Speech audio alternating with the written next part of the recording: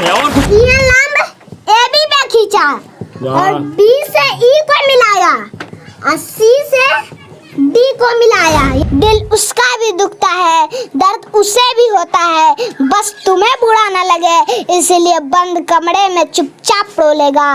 वो पिता है कभी कुछ नहीं बोला। वाह, क्या बात है। फिलहाल आप लोगों को कौन पढ़ाते हैं? बॉबी सर। अच्छा, बॉबी सर पढ़ाते हैं। A + B + C का होल स्क्वायर क्या होगा? A² + B² + C² + 2AB + 2BA + 2C है। वाह, ये कहता है कि क्लास मायने नहीं रखता है, नॉलेज मायने रखता है। अच्छा ये बात है। हाँ, बस ये खान सर से ही सीखा है। हाँ, खान सर से सीखे हैं क्या आप?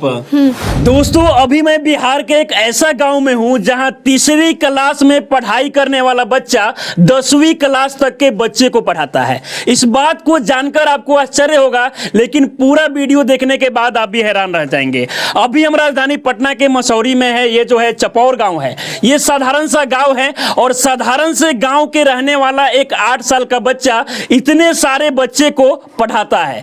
बाबू, नाम क्या हुआ आपका? बॉबीराज। बॉबीराज। आप कौन से क्लास में पढ़ाई करते हैं? 3 क्लास में। 3 क्लास में पढ़ाई करते हैं। और कौन कौन से क्लास के बच्चे को पढ़ाते हैं?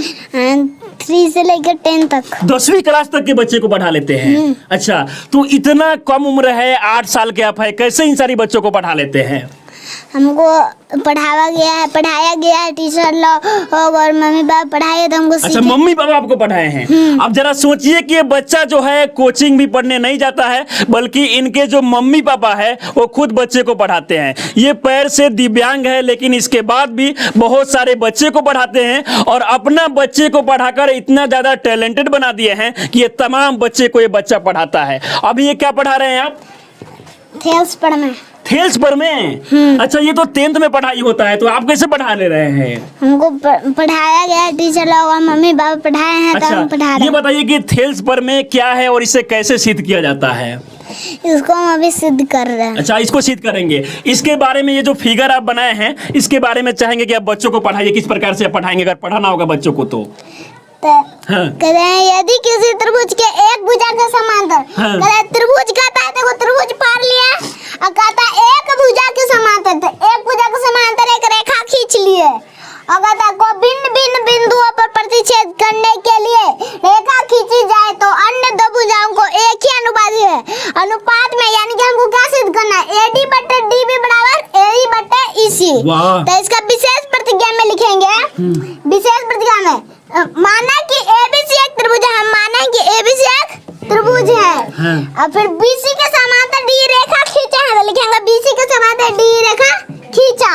तो हमें अभी बताएं कि हमें क्या सिद्ध करना है, वही लिखेंगे। हमें सिद्ध करना है कि AD/DB = AE/EC। वाह। फिर लिखेंगे रचना में, रचना करेंगे।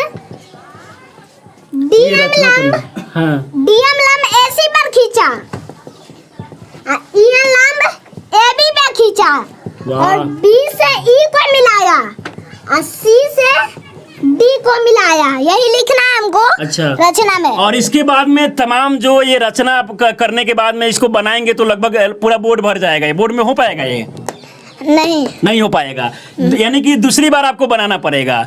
अच्छा, ये बताइए कि ये सब सीख कैसे लिए हैं और भी बच्चों को आप क्या क्या पढ़ाते हैं? मैथ मैथ के अलावा और कुछ नहीं। अच्छा।